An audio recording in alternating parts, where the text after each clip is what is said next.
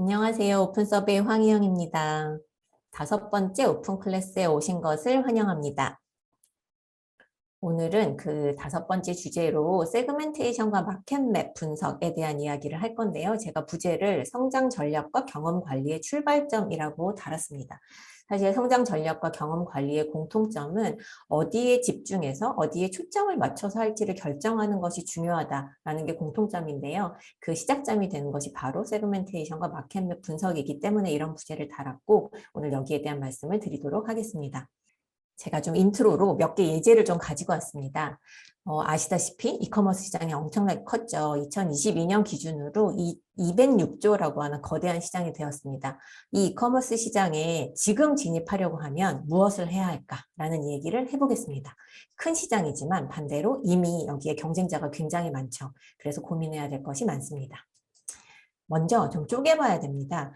이커머스 하나의 큰 시장이 사실은 호모지니어스한 하나의 시장이라고 보기가 어렵습니다. 그래서 품목별로 좀 쪼개보면요.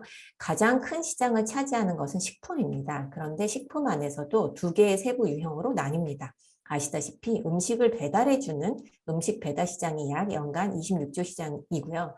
식품을 이제 배송해주는 이커머스가 36조. 그리고 나머지 식품이 아닌 다른 카테고리 이커머스가 144조라는 시장을 차지하고 있습니다. 여기서 식품 이커머스에 대해서 좀 더 고민을 해보겠습니다. 이미 경쟁자가 많은데요. 그 안에 있는 경쟁자들의 현재의 모습을 보면 분명히 좀 다릅니다. 다른 것이 굉장히 많지만 저는 딱 한 가지를 가져와 봤습니다. 신용카드 결제 내역으로 각각의 이커머스 사업자의 사용자들이 그 이커머스 플랫폼에서 월 평균 얼마나 자주 결제를 하고 1회 결제 금액이 얼마인지를 그려보면 예상하실 수 있다시피 좀 약간 반비례하는 그런 그래프를 보이는데 쿠팡 같은 경우는 굉장히 결제 빈도는 높고 1회 결제 금액은 25,000원 내외로 좀 낮은 모습을 보이는가 하면 컬리나 SSG.com의 경우에는 월 평균 결제 빈도는 낮고 대신 1회 결제 금액은 더 높은 모습을 보입니다. 그렇다면 분명 뭔가 컬리와 쿠팡의 사용자가 다르거나 혹은 같은 사용자가 뭔가 다른 목적으로 각각에서 구매를 하고 있다는 뜻이라고 생각할 수 있을 텐데요. 과연 이 가설이 맞는지 혹은 다른 점이 있는지 진입한다면 이 중에 누군가의 고객을 뺏어와야 하는지 새로운 시장을 만들 수 있는지 이런 질문들이 많이 생길 수밖에 없습니다. 다른 예시를 하나 보겠습니다. 백화점 이용 고객에게 더 좋은 경험을 제공하는 것, 이제 너무너무 중요한 절체절명의 과제가 되었죠. 코로나 시기를 거치면서 사실 모두가 비대면 환경에 익숙해졌지만 그럼에도 불구하고 오프라인 매장에 간다는 것은 기대하는 것이 있기 때문입니다.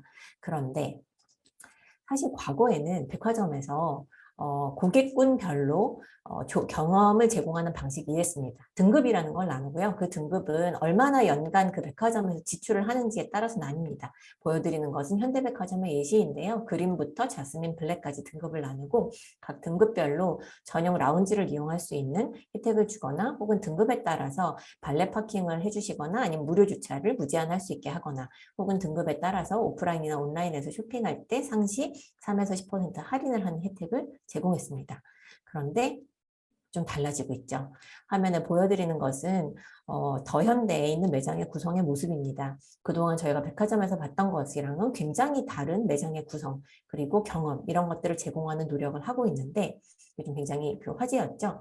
이런 노력이 있었다고 알려져 있습니다. 화면에 제가 보여드리는 것은 더현대 서울에서 발표를 하신 더현대 서울 기획 당시에 준비했던 고객 페르소나인데요. 9가지 유형으로 규정하고 이들이 어떤 개성을 가지고 있고 어떤 스타일링을 하고 싶고 어떤 쇼핑 경험을 기대하는지를 분석을 해서 백화점 기획에 반영을 했다라고 알려져 있습니다. 앞에 예시에서 제가 말씀드리려고 했던 것은 사실 소비자는 하나의 호모지니어스한 그룹이 아닙니다. 그 다양한 소비자들이 서로 다른 이유로 서로 다른 선택을 하고 혹은 서로 다른 이유로 똑같은 곳에 가서도 만족을 하거나 불만족을 합니다. 이 원인과 결과의 관계를 밝히는 것이 오늘 제가 이야기할 세그멘테이션에서의 핵심입니다. 근데 세그멘테이션과 관련해서 굉장히 비슷한 듯 달라 보이는 여러 단어들이 지금 시장에서 떠돌고 있고요. 여러분도 이 중에서 꽤 많이 들어보셨을 거라고 생각합니다. 세그멘테이션, 마켓맵, 시장 세분화, 세그먼트 세분 시장, 리드 스테이트, 공략 우선순위, 타겟 고객군, 타겟팅, 고객 프로파일, 그다음에 페르소나 이런 단어들이 있는데 이 단어들의 관계를 좀 정확하게 오늘 이해를 하는 거를 목적으로 한번 해보겠습니다. 일단 순서로 보면 이렇게 좀 그룹핑을 할 수 있습니다. 세그멘테이션, 마켓맵, 시장 세분화라는 개념에 대해서 먼저 이야기를 할 거고요. 세그먼트, 세분 시장, 니드 스테이트가 무슨 뜻인지를 말씀을 드릴 겁니다.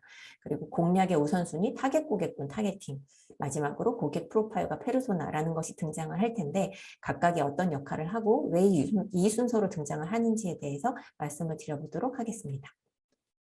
먼저 좀 기술적인 내용들에 대한 얘기를 하기 전에 고민을 해야 될 것들이 있어서 이 얘기를 좀 먼저 하고 시작을 해보려고 합니다. 세그멘테이션에 대해서 정의를 하면요. 제가 왼쪽에는 지금 where to play라고 적었고 오른쪽에 how to win이라고 적었는데요. 쉽게 말해서 하나의 큰 시장, 하지만 절대로 호모지니어스하지 않은 시장을 어떤 방식으로든 쪼개서 유의미한 차이가 있는 세분 시장으로 나누어서 그 가운데 매력도와 공략 난이도를 고려해서 어떤 시장을 우선순위로 공략할지를 결정하는 것이 첫 번째 단계. 두 번째는 그 선정한 시장 안에서 내가 경쟁사 대비해서 더 우위를 가지기 위해서 그 시장에 있는 소비자를 확실하게 유인하기 위해서 브랜드 포지셔닝이나 커뮤니케이션, 제품, 가격, 프로모션 전략을 어떻게 가져가야 될지를 정의를 하는 단계. 이렇게 두 가지를 다 합쳐서 세그멘테이션이라고 부른다라고 생각을 하시면 됩니다. 앞에서 단어 중에서 뭐 마켓맵 이런 단어가 나왔어요. 왜 맵이라고 부르냐 하면 왼쪽에 있는 것과 같이 어디서 내가 플레이를 해야 될지를 찾으려면 지도가 있어야 되는데 이렇게 시각화를 하면 정말 큰 시장 안에서 어떤 위치를 타겟팅을 해야 되는지가 나옵니다. 이런 지도를 세그멘테이션 맵 또는 마켓맵이라고 부르고요. 사실상 의미에 큰 차이는 없지만 뒤에서 마켓맵의 경우에는 사람을 기준으로 나누는 것 외에 하나의 세컨더리 액세스가 들어가는 그런 사례라는 것을 말씀을 더 드리도록 하겠습니다. 세그멘테이션이 필요할 때는 이 세 가지 경우입니다. 첫 번째는 더 성장을 하기 위해서 선택과 집중이 필요할 때 과연 어디에 집중해야 되나를 결정하기 위해서 필요하고요. 두 번째는 내 사용자나 고객의 경험을 개선하고 싶은데 그 고객이 하나의 그룹이 아닐 때 어떻게 다르게 어프로치해야 되는지를 알기 위해서 필요합니다. 세 번째는 하나의 회사 안에 혹은 하나의 모 브랜드 안에 여러 사업이 있거나 혹은 여러 브랜드 포트폴리오를 가지고 있을 경우에 이거를 관리하는 데도 세그멘테이션이 필요합니다. 그런데 오늘은 위에 두 개에 집중해서 말씀을 드릴 예정이에요. 세 번째 예시가 필요한 경우가 상대적으로 조금 더 적기도 하고 조금 더 난이도 있는 이야기들을 해야 되기 때문에 오늘은 1, 2번에 집중해서 말씀을 드리겠습니다. 몇 가지 제가 많이 듣는 질문들을 좀 가지고 와봤습니다. 첫 번째로 많이 듣는 질문이요. 세그멘테이션으로 무엇을 나눠야 하나요? 이 무엇이라는 게 조금 지금 느낌이 안 오실 텐데 일단 답을 먼저 말씀드리고 그 다음에 여기에 들어갈 수 있는 것들을 말씀 좀 더 드리겠습니다. 시장을 나눠야 합니다. 그런데 시장이라고 하는 것은 공급자와 소비자가 만나는 교환의 장입니다. 그래서 이 시장에 참여하는 공급자는 제품을 가지고 참여를 하고요. 소비자, 어떤 특정한 니즈를 가진 소비자, 자신의 니즈를 가지고 참여를 합니다. 그렇기 때문에 시장을 나눈다고 하는 것은 소비자를 나누는 방법이 있을 수 있고 공급자를 나누는 방법이 있을 수가 있습니다. 공급자 관점이 중요한 경우에는 공급자가 지금 제공하고 있는 제품을 기준으로 시장을 나눠볼 수 있는데 도입기에 있는 카테고리, 이제 막 성장을 하고 있다.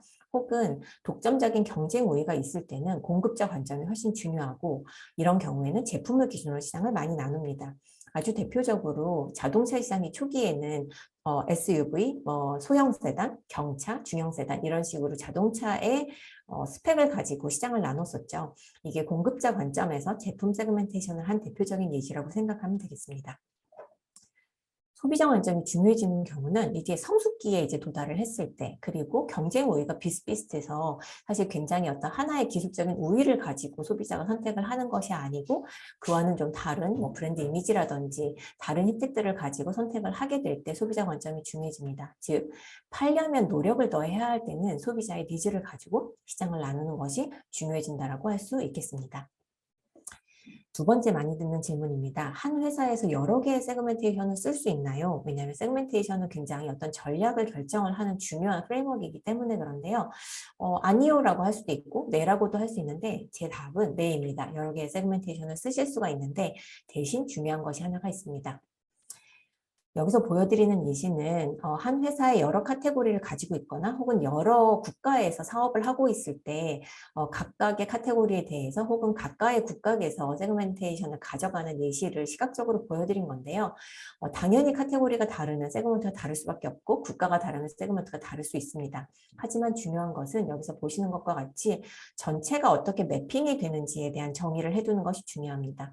예를 들어서 멀티 카테고리 같은 경우에는요. 대략 모든 것을 원하는 세그먼트가 모든 카테고리에 존재를 하고 나는 제일 낮은 가격, 저가가 중요하기 때문에 다른 것은 필요하지 않아 라고 하는 세그먼트가 공통적으로 존재를 하는데 그 사이에는 원하는 것에 따라서 어떤 카테고리는 디자인을 더 중요하게 생각하는 세그먼트가 있을 수도 있고 어떤 세그먼트는 브랜드를 중요하게 생각하는 세그먼트가 있을 수도 있고 약간씩 차이가 있는데 어떤 관계를 가지는지 매핑을 미리 해두는 것이 중요합니다. 오른쪽에 다국가의 예시의 경우에도 전체적으로는 세그먼트가 비슷한데요. 예를 들어 프랑스에 있는 다른 국가에는 존재하지 않는 하나의 세그먼트가 존재함을 알 수가 있죠. 이렇게 세그멘테이션 간의 관계를 미리 정해 놓는다고 하면 여러 세그멘테이션을 한 국가 안에서, 한 기업 안에서 활용하실 수 있습니다.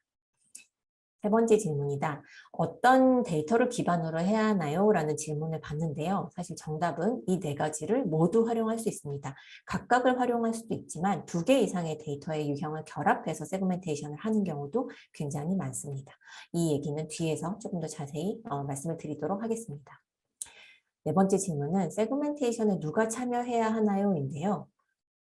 저의 답은 지금 제일 밑에 의사결정자에는 제가 진한 체크 표시를 했고 나머지는 파란색 조금 더 연한 색깔로 표시를 했죠.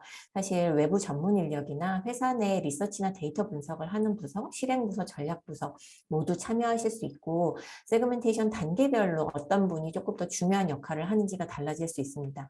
하지만 여기서 정말 중요한 것은 실제로 이 세그멘테이션 결과가 나왔을 때 그걸 바탕으로 전략적인 의사결정을 해야 하는 분 혹은 실행에 대한 의사결정을 해야 하는 분이 세그멘테이션 과정에 참여하지 않으면 결과가 나와도 활용할 수 없습니다. 그래서 의사결정자가 세그멘테이션 과정에 참여하는 것이 그 무엇보다도 중요합니다.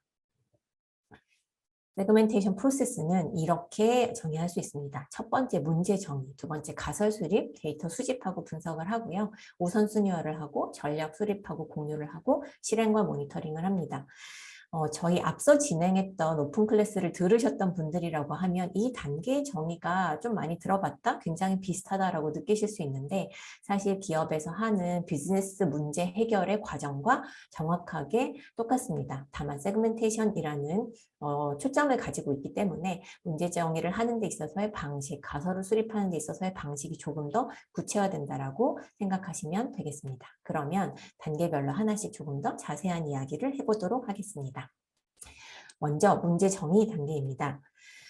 세그멘테이션을 위한 문제 정의 단계에서 정해야 되는 것은 이 네 가지입니다. 첫 번째는 조금 생소한 표현일 수 있어요. Frame of Reference라는 거를 정해야 하는데 제가 다른 것들은 그래도 어떻게든 번역을 좀 하겠는데 이거는 한국어로 번역할 수 있는 방법을 아직까지 못 찾았습니다. 그래서 이 단어 그대로 쓰도록 할게요.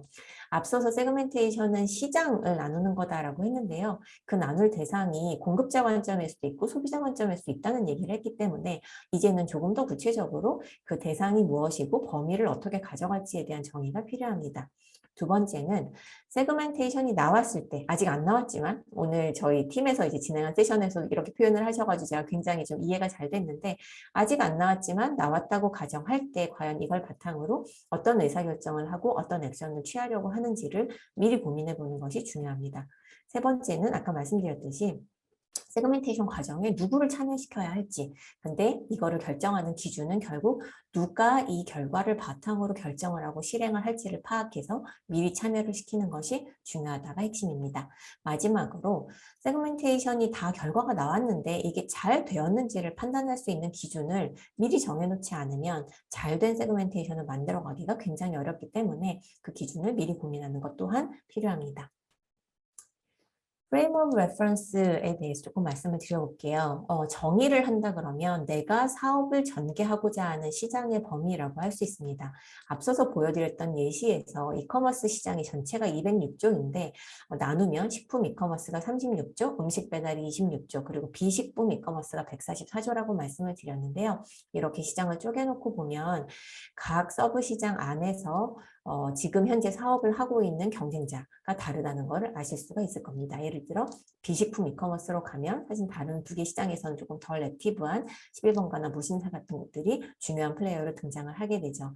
그래서 내가 지금 이커머스에 들어간다고 하면 식품 이커머스를 주로 할 것이냐 아니면 비식품까지 커버를 할 것이냐에 따라서 고려해야 되는 경쟁 관계와 모든 것들이 달라지게 됩니다.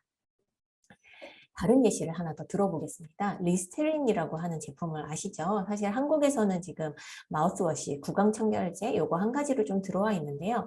리스테린이라는 브랜드의 프레임 오브 레퍼런스를 마우스워시라고 놓고 보면요.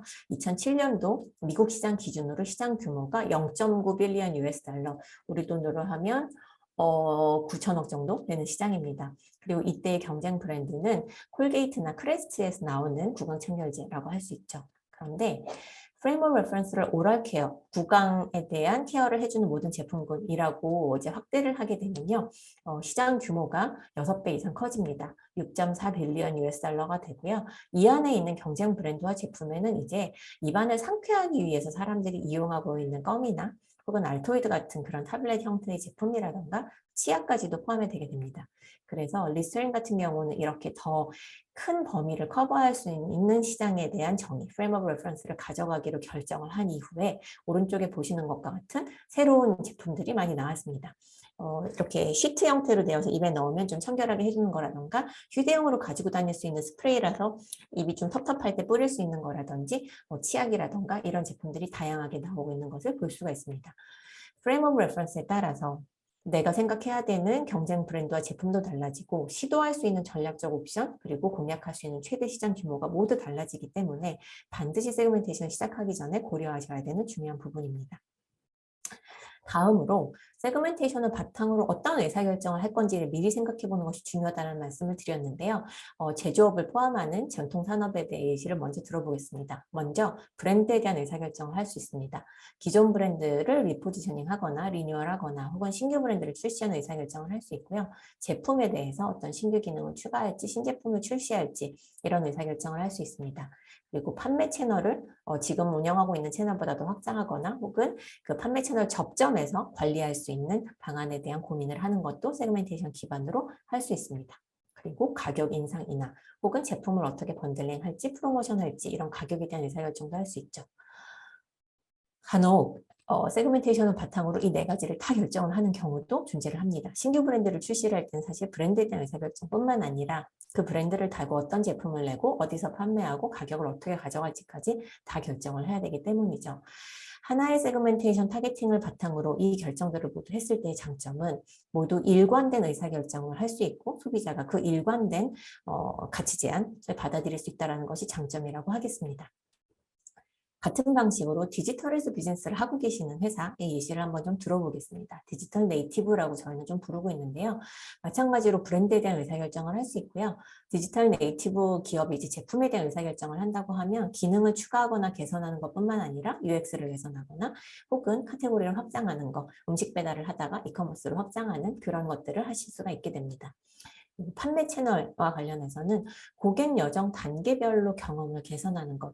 이 고객 여정이라는 개념에 대해서는 저희가 다음번 오픈 클래스에서 조금 더 이제 구체적으로 말씀을 드릴 건데요. 내 고객이 실제로 우리 비즈니스에 처음으로 뭐 앱을 다운로드 받고 회원가입을 하고 첫 구매를 해보고 그다음에 고객센터에서 뭔가 클레임을 하거나 정보를 얻거나 하는 경험을 하고 재구매로 이어지기까지의 그 여정에서 어떤 부분에서 좋은 경험을 하고 있고 어디서는 그렇지 않은 경험을 하고 있기 때문에 개선해야 되는지 이런 것들 또한 세그멘테이션을 통해서 할 수가 있게 됩니다. 그리고 가격과 결제에 대해서는 가격 인상 인하하는 것뿐만 아니라 할인이나 적립 정책 굉장히 많이 이제 고민하시죠. 변경할 때 혹은 구독 가격제를 디자인할 때도 세그멘테이션이 도움이 되고요. 마찬가지로 이 네 가지를 한꺼번에 다 세그멘테이션 기반으로 결정을 했을 때 일관된 의사결정을 하고 일관된 가치 제안을 전달할 수 있다는 장점을 가질 수 있습니다. 스테이크홀더, 세그멘테이션이 나왔을 때 활용할 사람이 누군지를 미리 고민을 해서 참여시켜야 된다라는 얘기를 했는데 지금 위에는 제가 세그멘테이션 단계를 표시를 했고요. 그 밑에 누가 참여를 하면 좋으실지 색깔이 조금 더 진한 거는 정 혹은 메인이라고 생각을 하시면 되고 색깔이 연한 거는 부 혹은 서브로 참여를 하시면 되는 분들이라고 생각을 하시면 되겠습니다. 흔히 조금 오해 혹은 이렇게 생각하시는 것 같은데요. 사실 외부 전문 인력의 도움을 당연히 받을 수 있습니다. 그런데 이분들이 가장 도움을 주실 수 있는 것은 데이터 수집과 분석에 대한 부분입니다.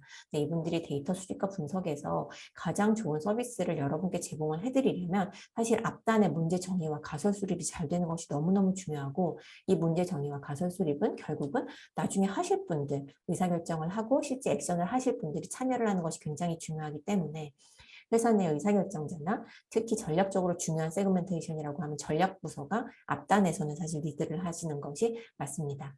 그리고 실제 분석 과정은 리서치 분석부서나 외부 전문 인력의 도움을 많이 받을 수가 있는데요. 그 다음부터 시작되는 어떤 세그먼트를 더 우선 공략할 건지라고 하는 의사결정을 하는 우선순위와 그다음에 그걸 기반으로 전략을 수립하고 실행을 하는 과정에는 전부 이 실제 실행을 하시는 부서가 모두 참여를 해야 된다라고 생각을 하시면 되겠습니다. 세그멘테이션이 잘 됐는지를 판단하는 중요한 기준이 두 개가 있습니다. 저희가 지난달 오픈 클래스에서 Explainable AI라는 거를 얘기를 하면서 예측 모델의 예측 정확도와 해석 가능성이 둘 다 충족되기가 어렵기 때문에 사실은 고민을 많이 한다라는 말씀을 드렸는데, 세그멘테이션도 똑같습니다. 세그멘테이션 중요한 거 첫 번째는 meaningfulness인데요. 도출된 세그먼트 간에 유의미한 차이가 있어야 합니다. 뭐에 있어서 유의미한 차이가 있어야 하냐면 내가 의사결정을 하려고 하는 부분에 대해서, 제품에 대한 의사결정을 하려고 한다면 기능에 대한 니즈가 당연히 유의미한 차이가 있어야 되겠죠.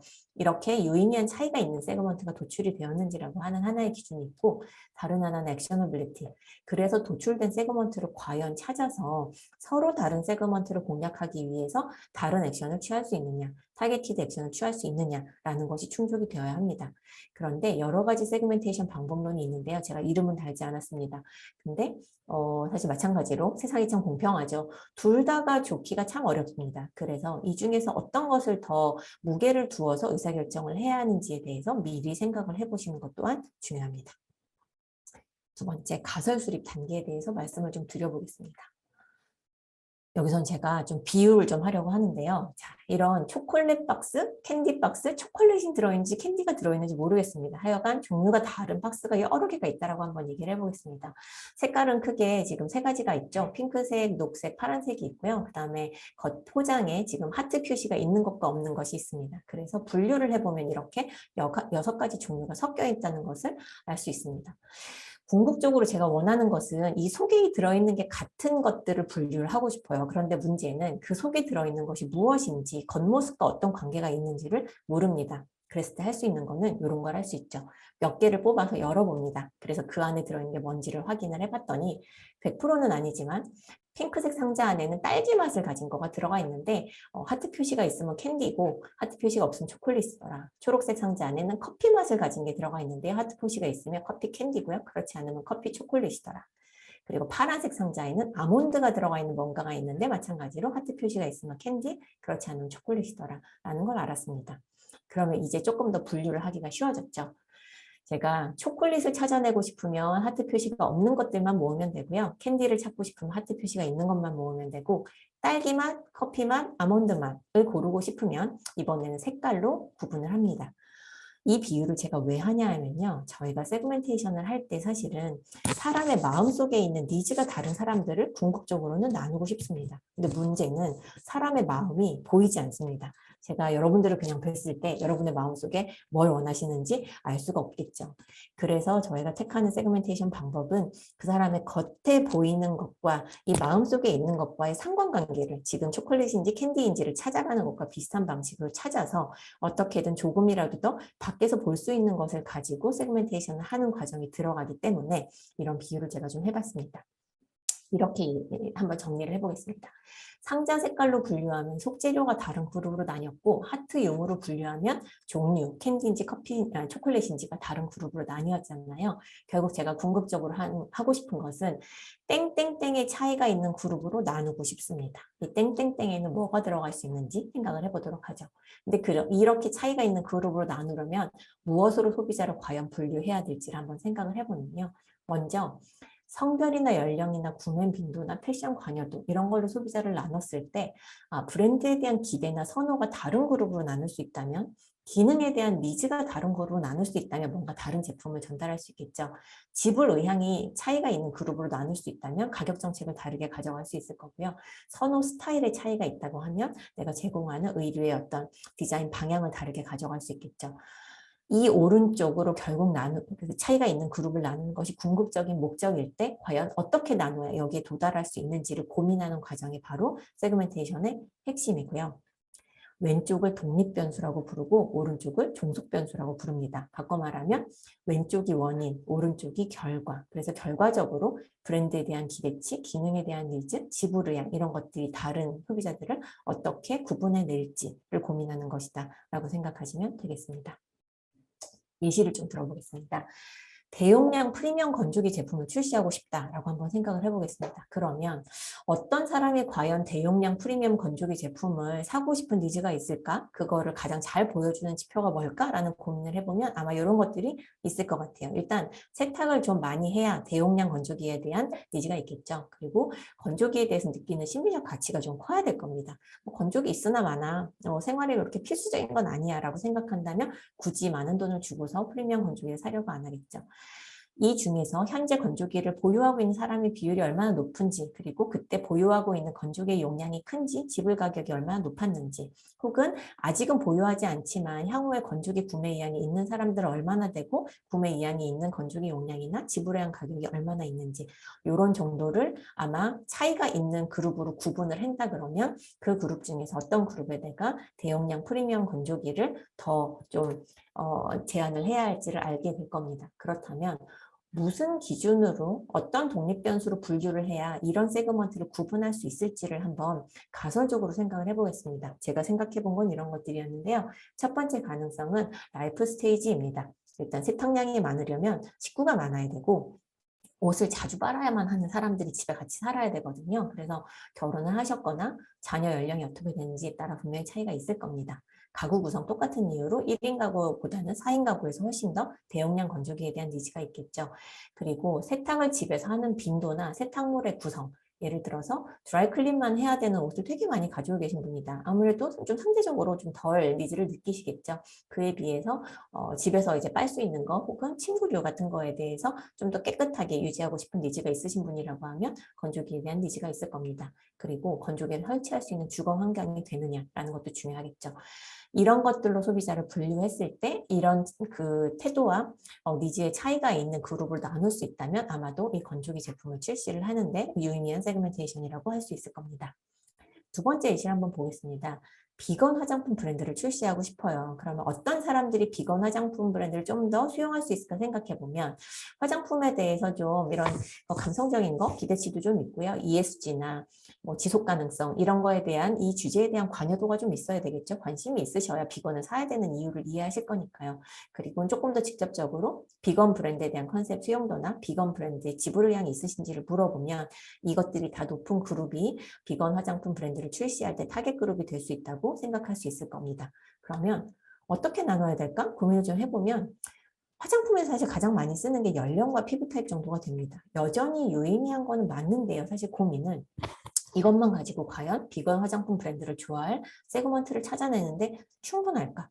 그렇지 않습니다. 그래서 뒤에서 이럴 때 어떻게 보완을 하는지에 대한 얘기를 해보도록 하겠습니다. 가격을 조정하고자 한다면 이것도 저 오랫동안 고민해온 문제인데요. 사실 프리미엄 기능에 대한 니즈나 프리미엄 브랜드 선호도, 현재 이용하고 있는 제품 지불 가격이 얼마나 높은지 낮은지, 가격 민감도가 어떤지, 어떤 것을 살 때 최대 지불 의향이 어떤지 정도를 파악을 한다 그러면 더 높은 가격을 수용할 수 있는 세그먼트와 그렇지 않은 세그먼트를 아마 구분할 수 있을 겁니다. 문제는 과연 무엇으로 구분을 해야 이런 사람들을 구분해낼 수 있을까라고 했을 때 일반적으로 소득을 가장 많이 떠올리세요. 근데 아시다시피 제품의 종류에 따라서 꼭 소득이 높다고 해서 프리미엄 제품을 사는 게 아닌 경우들이 굉장히 많습니다. 반대로 소득이 낮더라도 특히나 요즘 뭐 가심비 같은 표현 많이 하잖아요. 나에게 중요한 카테고리라고 하는 높은 가격을 지불하는 소비자가 있는 카테고리들이 있거든요. 그래서 가구 소득만 가지고 가격 수용도가 다른 세그먼트를 찾아내는 것이 어려운 경우가 굉장히 많습니다. 제가 앞서서 예시로 말씀드렸던 것들을 쭉 이렇게 분류를 한번 해볼게요. 독립변수만 뽑아서 분류를 하면 세 그룹 정도가 됩니다. 하나는 인구통계학적 변수라고 저희가 많이 표현을 하는데요. 누구인지를 보여주는, 알려주는 변수들입니다. 성별 연령, 거주지역이나 결혼 여부, 자녀 여부, 자녀 연령, 어떤 아파트에 사는지, 독립주택에 사는지, 직업이나 각소득이 어떤지가 누구인지를 설명하는 변수라고 한다면 그 사람의 행동을 보여주는 데이터들이 있습니다. 어디서 사고, 빈도는 얼마나 되고, 금액은 얼마나 되고, 정보 수집은 어디서 하고, 여러 채널을 이용을 활발하게 하는지, 한 채널에서만 구매를 하는지와 같은 정보들이 있습니다. 마지막으로는 니즈 자체인데요. 성능을 중시하는 사람이냐, 디자인을 중시하는 사람이냐, 가격에 얼마나 민감하느냐, 그 다음에 새로운 제품이나 카테고리가 나왔을 때 남보다 먼저 시도를 하는 얼리 어댑터 성향이 얼마나 있느냐와 같은 것들이 사실 이 사람의 마음속에, 밖에서는 잘 안 보이지만 있는 그런 니즈라고 할 수 있겠습니다. 세그멘테이션을 이걸로 할 수도 있고요. 행태로 할 수도 있고요. 니즈로 할 수도 있어요. 각각의 사실 장단점이 있기 때문에 그 얘기를 좀 해보겠습니다. 각 독립변수 유형별 장단점이 다른데 어떻게 다르냐 하면요. 왼쪽으로 갈수록 밖에서 보입니다. 즉 그런 사람을 찾아가서 타겟팅을 하기가 쉽습니다. 오른쪽으로 갈수록 안 보입니다. 왼쪽으로 갈수록 보이기 때문에 푸시 마케팅, 푸시 세일즈를 하기가 좋습니다. 오른쪽으로 갈수록 안 보이기 때문에 그 소비자가 진짜 나 이거 원해 라고 하고 나한테 올 때까지 기다릴 수밖에 없습니다. 풀마케팅은 일반적으로 비용이 훨씬 더 많이 들죠. 그리고 왼쪽은 분석 난이도가 낮습니다. 오른쪽으로 갈수록 분석 난이도가 높습니다. 무엇보다 중요한 것은 아까 말씀드렸던 세그멘테이션의 두 개의 중요한 잘 됐는지를 판단할 수 있는 기준인 액셔너빌리티와 매니플레스가 반비례 관계를 보입니다. 니즈 자체로 나누면 당연히 니즈가 굉장히 명확하게 구분되는 그룹으로 구분되기 때문에 미닝풀레스는 굉장히 높은데요. 그런 사람들이 안 보이기 때문에 겉모습만 가지고 사실 어떤 세그먼트인지 판단할 수 없기 때문에 실제로 액셔너빌리티는 떨어집니다.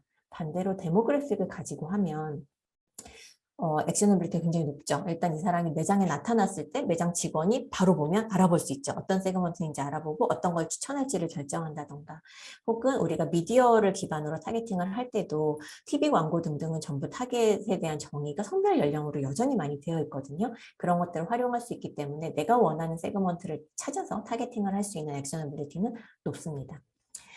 이런 관계가 있기 때문에 사실은 어떤 세그멘테이션 변수를 선택할지가 굉장히 중요합니다. 그런데 둘 다 충족할 수 없으므로 어디에 더 중점을 둘 건지를 생각을 해야 되는데요. 액셔너빌리티에 더 중점을 두어야 되는 경우와 미닝풀네스에 중점을 두어야 되는 경우가 좀 나뉩니다. 오른쪽부터 설명을 드리면요. 미닝풀네스가 중요한 경우는 훨씬 더 전략적인 의사결정을 하고 싶을 때, 즉 브랜드의 밸류 프로포지션, 가치 제한 자체를 디자인하는 것이 목적일 때, 브랜드 전략을 수립하거나 신규 브랜드를 기획하거나 제품 전략을 수립할 때는 미닝풀네스가 훨씬 중요하고요. 가치 소구가 중요한 프리미엄 제품군이라든지 브랜드 혹은 제가 이것도 번역을 못해서 discretionary, aspirational 카테고리라고 했는데 생활에 필수적인 것은 아닌데 그냥 사고 싶어서 사는 제품들이 있어요. 흔히 가심비가 중요하다고 얘기하는 것들이 여기에 속하는데 패션, 인테리어, 소품, 명품 등등이 다 포함이 됩니다. 이런 시장에서는 매니플레이스가 훨씬 중요하고 타겟 고객군이 스스로 찾아올 수 있을 때 우리가 명확한 가치 제안을 보여줬을 때 그게 커뮤니케이션을 통해서 전달이 됐을 때 내가 그 사람을 찾아갈 필요 없이 타겟 고객분 스스로 나 이거 내가 정말 원했어 라고 생각하고 찾아올 수 있을 때는 풀마케팅을 통해서 할 수 있는 그런 카테고리들이고 미니플리스가 굉장히 중요하다고 할 수 있습니다. 반대로 내가 만약에 밸류 프로포지션을 전달하는 것이 목적일 때 미디어 플래닝을 하거나 판매 채널을 확장하거나 매장에서 접객하는 전략을 더 잘 짜고 싶을 때는 액셔너빌리티가 훨씬 중요하겠죠. 그리고 제품을 내가 시장에 내놓는 방식들이 훨씬 더 중요한 경우들이 있습니다. 대중적인 제품이거나 브랜드, 그다음에 커머디티 카테고리라고 표현했는데 커머디티는 치약이나 화장지처럼 브랜드 간의 기술과 품질 차이는 크게 차이가 없어서 결국 소비자의 가격 민감도가 높은 그런 제품군들을 고투마켓이 중요한 커머디티 카테고리라고 하는데요. 이 경우도 마찬가지로 액셔너빌리티가 중요합니다. 그리고 마지막으로 타겟 고객군을 찾아서 공략하는 것이 중요할 때 푸시 마케팅이나 세일즈가 중요한 경우 혹은 매장 접점에서 구매 전환을 반드시 시켜야 하는 그런 카테고리들이 예를 들어 보험이나 통신 같은 것들이 있는데요. 이 경우에는 더 액셔너빌리티에 중점을 두고 액셔너빌리티를 보장해 줄 수 있는 세그멘테이션 변수를 선정하고 방법론을 따르는 것이 좋겠다고 할 수 있습니다. 독립변수의 몇 가지 예시를 좀 보여드릴 건데요. 첫 번째는 식음료사에 이제 저희가 한번 제안을 했던 세그멘테이션입니다. 기본적으로는 인구통계학적 변수를 쓰는데 몇 개의 인구통계학적 변수들을 좀 조합을 해서 이렇게 만들어 봤습니다. 미혼 캥거루족, 부모와 같이 사는 미혼인이죠. 그다음에 미혼 나홀로족, 1인 가구 혹은 친구와 동거를 하고 있는 친구들, 그리고 기혼 무자녀 커플, 결혼은 했지만 아직 자녀가 없는 커플, 기혼이고 초등학교 들어가기 전에 영유아가 있는 가정, 혹은 기혼에 초등 자녀가 있는 가정, 기혼에 중고등 자녀가 있는 가정, 기혼에 자녀가 아예 독립한 가정, 이렇게 나눠서 생각을 하면 굉장히 식생활에 있어서 차이가 있고 그만큼 간편식과 밀키트에 대한 니즈에도 차이가 있습니다. 두 번째 예시는 제가 비헤이비어럴 예시를 가지고 왔는데 소비자의 신용카드 결제 내역을 바탕으로 어떤 채널들을 조합해서 쓰고 있는지를 분석한 예시입니다. 편의점만 주구장창 쓰는 세그먼트가 있어요. 뒤에서 말씀드릴 겁니다. 온라인과 편의점 두 가지만 쓰는 사람이 있고요. 온라인에 슈퍼마켓, 마트, 창고형 할인 매장까지 오프라인을 굉장히 다양하게 섞어서 쓰고 있는 세그먼트가 있고 다른 데는 별로 안 가는데 슈퍼마켓에서 조금, 올리브영에서 조금, 다이소에서 조금 이렇게 사는 세그먼트가 있습니다. 그리고 창고형 할인 매장에서 굉장히 많이 쓰고 있는 세그먼트, 대형마트에서 많이 쓰는 세그먼트, 온라인과 대형마트를 비슷하게 이용하는 세그먼트, 거의 대부분의 지출을 온라인에서 하는 세그먼트 이렇게 분류가 되고요. 각각 다 데모그래픽도 차이가 있지만 굉장히 구매 행태의 차이가 커서 제가 만약에 여러 유통 채널을 이미 가지고 있고 거기에 이커머스를 더 확장을 하려고 한다고 하면 기존에 있는 채널과 어떻게 다르게 운영해야 되는지 고민이 많이 되잖아요. 그럴 때 유용한 세그멘테이션 형태라고 할 수 있겠습니다. 마지막 예시는 프리미엄 브랜드 출시를 고려하는 맥주 제조사가 할 수 있는 세그멘테이션의 예시인데요. 이거는 아까 보셨던 제일 오른쪽에 있던 니스 베이스 세그멘테이션입니다. 코너이서라고 하는 거는 미식가? 굉장히 맛을 좀 따져가지고 맥주 맛도 굉장히 잘 구분하고 나는 뭐 다크 웨일이 좋다 이런 식으로 얘기를 하는 그런 분들을 말을 하는 거고요. 테이스트 익스플로러는 이제 막 맥주 맛을 여러 가지로 탐험하기 시작한 분들, 기존에 라거만 먹다가 뭐 A를 좀 먹어보게 된다든지 이런 분들을 의미합니다. 이미지 팔로워는 사실 맛의 차이는 잘 모르겠고 브랜드 기반으로 나는 선택을 해. 브랜드 이미지가 좋은 제품을 먹을 거야 라고 하는 사람들이고, 라이트 드링커는 사실 맥주를 싫어하는 건 아니지만 나는 도수가 높은 맥주도 어렵고 훨씬 더 좀 도수가 낮거나 칼로리도 좀 낮고 부담 없이 좀 마실 수 있는 그런 거 있었으면 좋겠어 라고 생각하는 세그먼트고, 마지막으로 메스 드링커는 그냥 알코올이면 되지 라고 생각하는 세그먼트라고 생각하시면 돼요. 이렇게 나눠놨을 때 사실 프리미엄 브랜드를 출시를 하려면 당연히 오른쪽 끝으로 가기보다는 왼쪽으로 더 가서 타겟팅을 해야 되는 게 조금 더 명확하게 보이겠죠. 이런 예시들이 있고요. 이 세 가지 예시는 뒤에 예제에서 조금 더 실제 결과를 상세하게 보여드릴 예정입니다. 아까 제가 마켓맵과 세그멘테이션 맵은 기본적으로 같다고 말씀드렸는데 마켓맵이라는 용어를 굳이 쓰는 경우가 이런 경우가 있습니다. 사실 좀 전에 보셨던 맥주 예시예요. 사람의 성향에 따라 이렇게 나눌 수 있는데 제가 아무리 맥주에 대한 미식가라고 한들 회식할 때는 제가 좋아하는 맥주를 먹을 수가 없습니다. 즉 상황에 따라서 제가 선택하는 맥주가 달라지는데요. 그래서 이렇게 이용 상황이라는 축이 하나 더 들어가게 됩니다.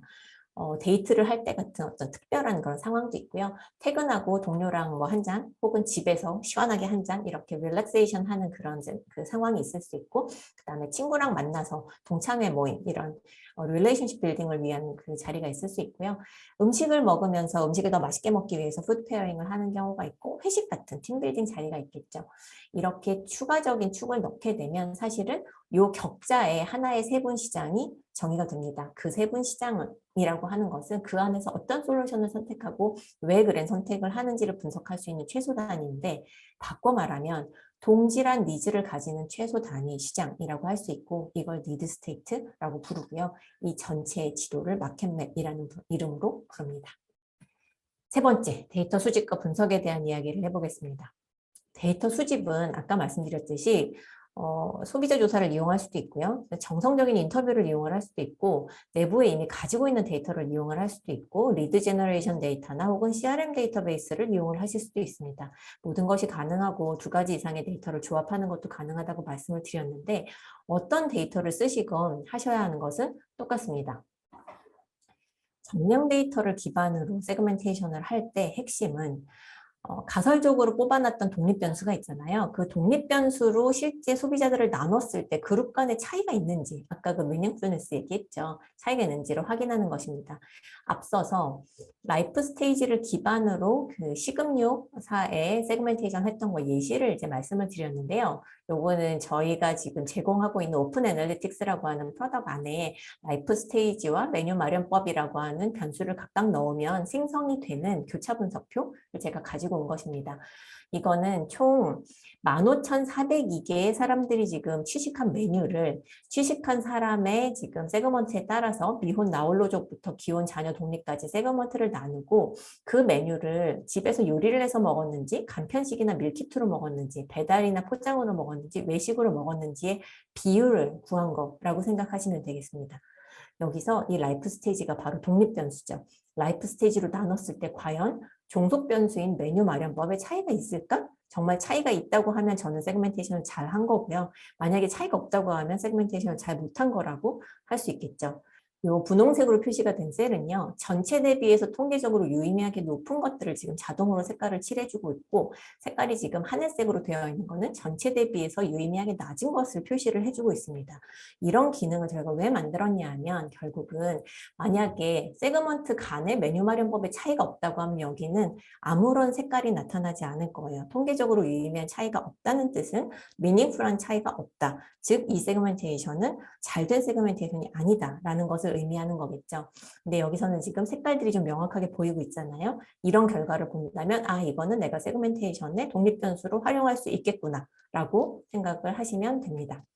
여기는 제가 이미 여러 개를 결합해서 만든 라이프 스테이지라고 하는 변수를 넣은 예시를 보여드렸는데 사실 이 라이프 스테이지를 만들기까지는 어떤 작업을 했냐면 여기다가 성별을 넣어보고 연령을 넣어보고 그다음에 가구 구성을 넣어보고 자녀 연령을 넣어보고 이렇게 했을 때 그 여러 가지 변수 중에서 이런 유의미한 차이가 나는 것들만 골라서 그들을 어떻게 조합을 하면 좀 의미가 있는 세그멘테이션이 나올까라는 거를 여러 번 이터레이션을 한 결과라고 생각을 하시면 되겠습니다.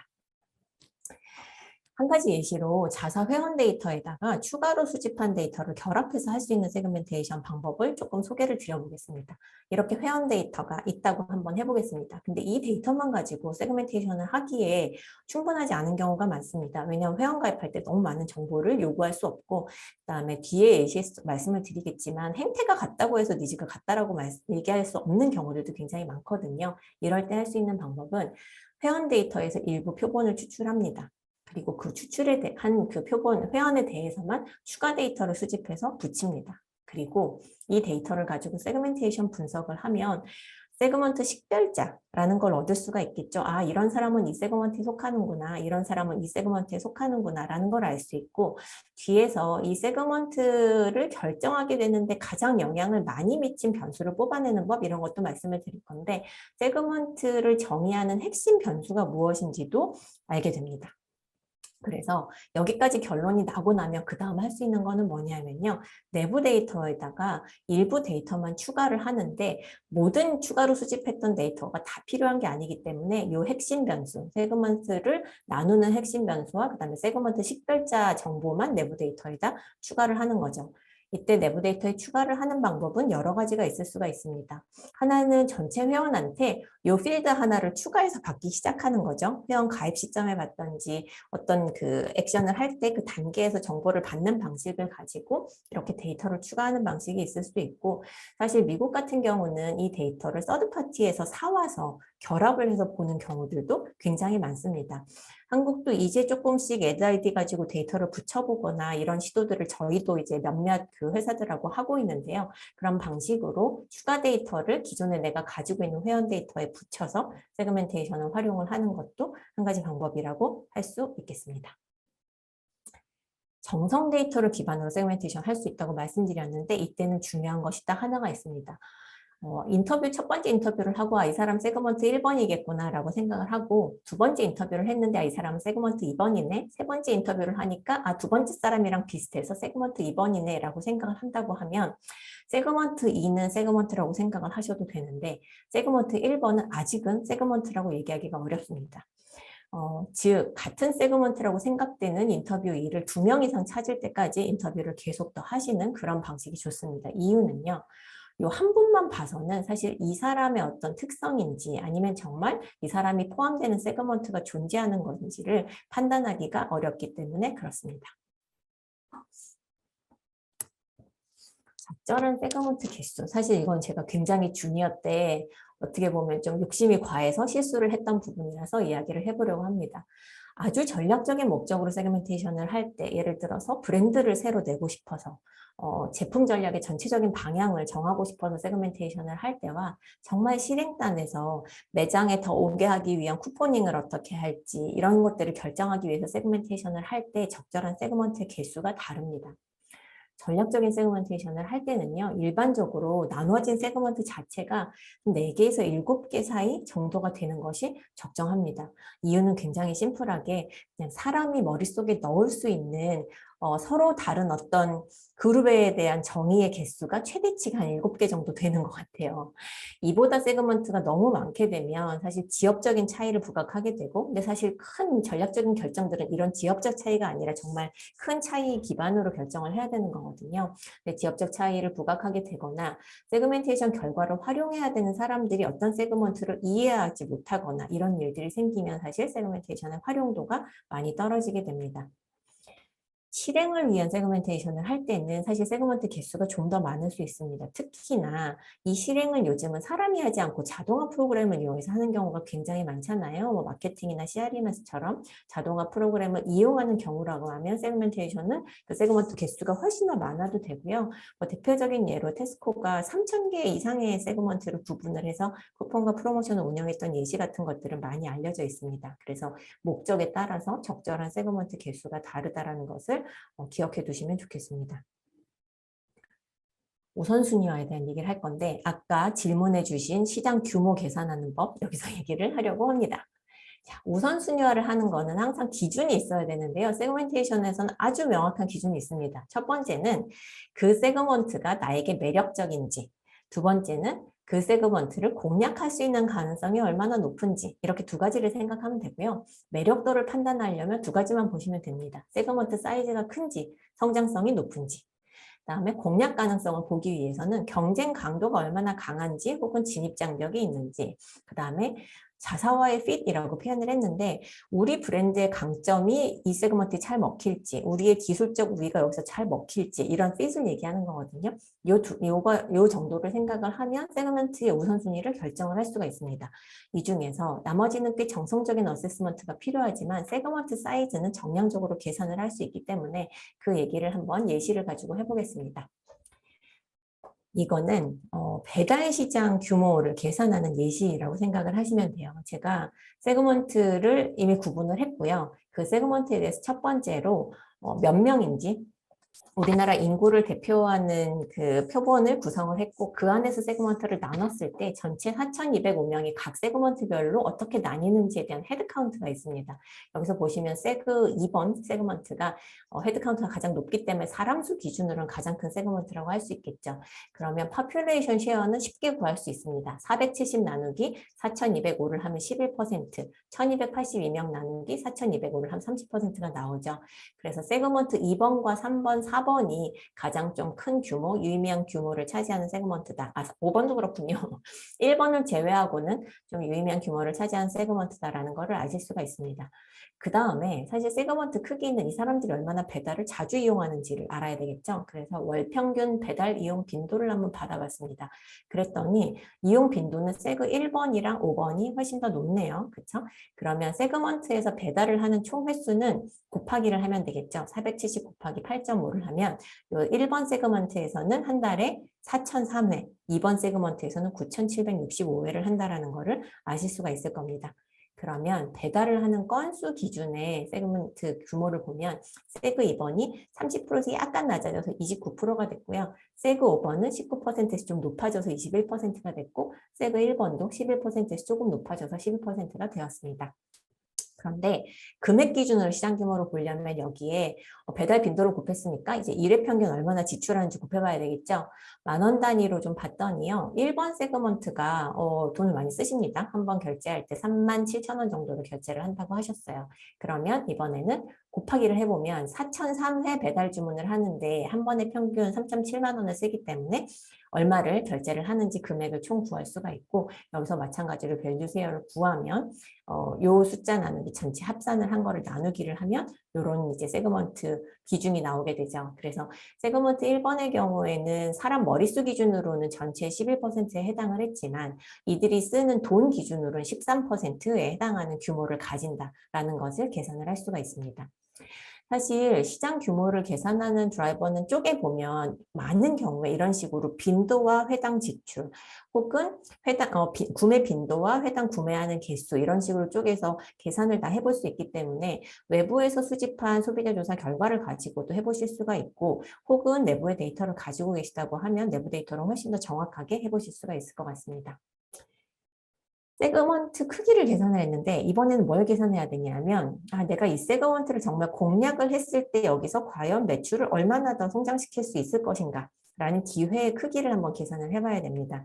제가 아주 오래된 예시를 하나 가지고 왔어요. 2007년도 미국 시장의 예시인데요. TV 구매자 세그멘테이션을 해봤습니다. 그랬더니 5개의 세그먼트가 나왔어요. 그리고 이 볼륨 기준이라고 하면 TV 대수 기준이고요. 밸류는 거기다가 단가를 곱한 금액 기준 시장 규모입니다. 한번 이걸 봤더니요. 볼륨 기준으로는 세그 4번이 가장 큽니다. 그런데 밸류 기준으로는 세그 1번이 가장 커요. 왜냐하면 1번에서 5번으로 갈수록 더 싼 TV를 사는 분들이거든요. 근데 TV는 가격 차이가 크기 때문에 1번 세그먼트가 사실 볼륨 대비해서 밸류 기준의 시장 규모가 큰 그런 세그먼트라고 볼 수가 있겠습니다. 각 세그먼트 안에서 현재 우리 브랜드, A 브랜드 구매자의 점유율은 세그 3번에서 좀 11% 정도로 높고 세그 5번에서 가장 높습니다. 이것은 무슨 얘기라고 할 수 있을까요? 지금까지 우리 브랜드는 조금 더 저가 세그먼트에 지금 포지셔닝을 하고 있었다는 뜻이라고 볼 수 있겠죠. 그런데 지금 계속 프리미엄 제품들을 내면서 브랜드를 프리미엄화하려는 노력을 하고 있어요. 그러다 보니까 어떤 현상이 나타났냐면 다음번에 TV 살 때 브랜드 A를 구매하겠다라고 하는 사람의 비중은 세그 1, 2, 3에서 유사하게 높게 나타났습니다. 자, 이런 상황이라고 하면 내가 지금 브랜드 A 마케터라면 어떤 세그먼트에 집중하는 것이 좋을까요? 선택지 5개 중에서 여러분들은 어디라고 생각하십니까? 또 그 세그먼트에서 지금 현재 구매 의향자가 요만큼 있는데요. 이 사람들 중에서 20%를 실제 구매자로 전환한다면 매출이 얼마나 증가할까를 사실 계산을 해본다고 하면 어떤 세그먼트에 집중하는 것이 좋을지가 조금 더 정량적으로 답이 나오겠죠. 그 계산을 한번 해보도록 하겠습니다. 자, 먼저 어떤 세그먼트에 집중해야 될지 보기 위해서 첫 번째 브랜드의 구매 의향자를 봤습니다.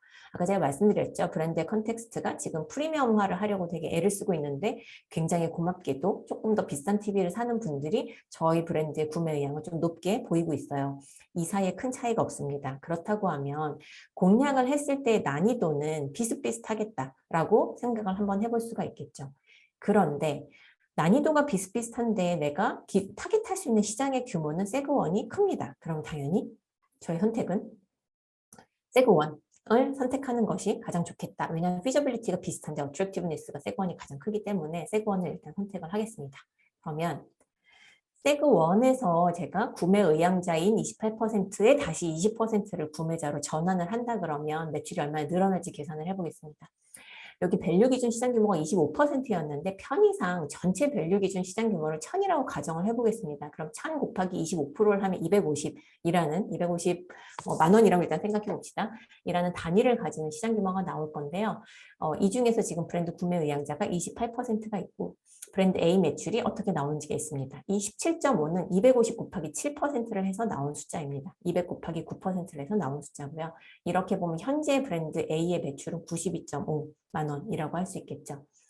근데 지금 투비를 계산을 해볼 건데 어떻게 계산을 할 거냐면 요 28%에 해당하는 구매 의향자에 다시 20%가 7%에 추가되는 개념이라고 생각을 해보시면 되겠습니다. 그래서 7% 더하기 28 곱하기 0.2를 한 숫자인 13%가 브랜드 구매자의 점유율이 되겠죠. 7%에서 13%로 약 6%포인트 증가를 한다라는 계산입니다. 그렇게 했을 때 브랜드 A의 매출이 어떻게 되냐면 이번에는 250만 원 곱하기 13%가 되기 때문에 31.5만 원이 되겠죠. 그러면 이 합산인 브랜드 A의 전체 매출은 106.5만 원이 됩니다. 그래서 매출 증가율은 106.5 나누기 92.5 빼기 1을 하면 15.1%. 즉 세그먼트 1번에 집중을 해서 구매 의향차의 20%를 실제 구매자로 전환을 하게 되면 브랜드 A의 매출은 15% 증가한다라고 할 수 있습니다. 좀 느낌이 오시나요? 세그먼트를 제가 나누고 규모의 그 세그먼트 사이징을 일단 정량적으로 했고요. 사이즈가 정량적으로 나와야 내가 그 세그먼트에서 점유율을 얼마 올렸을 때 얼마나 나한테 매출 상승이 있는지를 기회의 크기를 계산할 수 있거든요. 그 과정을 좀 보여드렸던 거라고 보시면 되겠습니다. 전략 수립하고 공유에 대한 얘기를 할 건데 결국 이거죠. 우선순위로 공략할 시장을 선택했다면 그 시장에서 성공하기 위한 전략과 액션을 디자인하는 건데 예를 들어서 맥주 세그멘테이션에서 라이트 드링커가 먹는 맥주를 마시는 요 세 가지 경우를 한번 모아서 한번 이름을 붙여봤습니다. Easy to drink, no guilt라고 제가 이름을 붙였는데요. 편하게 마실 수 있고 죄책감 같은 거 없이 마실 수 있는 그런 거를 원하는 시장이라고 할 수 있겠습니다. 일단 이 시장의 메인 세그먼트 이 라이트 드링커라고 하는 사람들의 특징은 뭐냐면 여성과 주부의 비중이 높고요. 맥주 음용의 빈도는 낮고 술을 기본적으로 잘 못 마십니다. 그리고 칼로리에 대한 걱정은 많고 가격 민감도는 생각보다 좀 있는 편이에요. 이 사람들이 원하는 거는 당이나 칼로리 걱정 없이 마실 수 있는 뭔가가 필요하고 마셔도 얼굴이 빨개지지 않았으면 좋겠다. 주부들이 굉장히 사실은 이거를 두려워하시거든요. 내가 술을 마셨다는 사실을 누군가가 알게 되는 거를. 그 다음에 운전이나 외부 활동에도 지장이 없는 그런 거였으면 좋겠다라는 니즈를 가지고 있습니다. 이분들한테 제공할 수 있는 제품은 저칼로리 맥주나 저알코올, 무알코올 맥주겠죠. 지금은 굉장히 당연하게 너무 많은 제품들이 나와 있어서 너무 당연한 거 아니야 생각하실 수 있는데 이 세그멘테이션 자체가 2013년도 했던 거라서 그때는 시장에서 참 이런 맥주들을 찾아보기 어려운 시기였어요. 하지만 그 니즈가 있는 세분 시장이 있었다라는 거죠.